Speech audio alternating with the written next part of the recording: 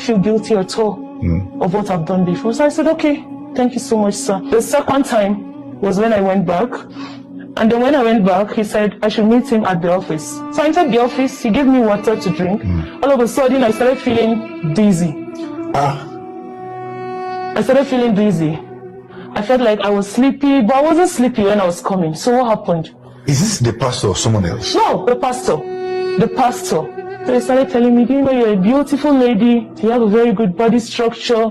Every man will want to come close. I wish I knew you before now.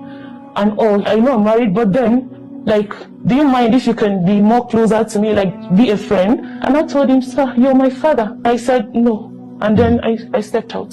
I reached home. I thought that was all. He started sending me messages, started sending me voice notes, started sending me pictures of his private areas. The first time he sent, I thought it was a mistake, and I replied, sorry, Pastor, I think this is not for me. And he was like, yes, this is for you. I just want you to understand the feeling I have for you. That's not the pastor.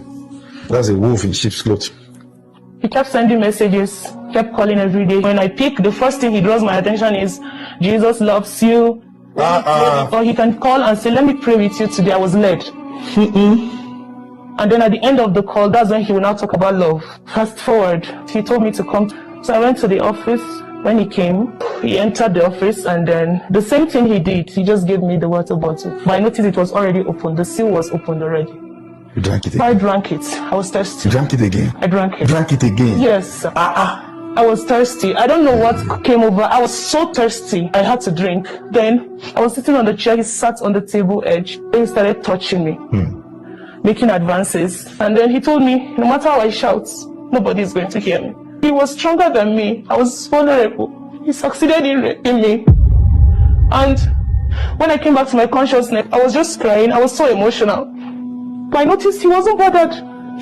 It was something like it was normal to him. Immediately I go back home. I saw his call again. He said on Tuesday Bible study, I should come and see him in church. So I went to church. You went to church? Yes. Who preached? Him. And you were seated?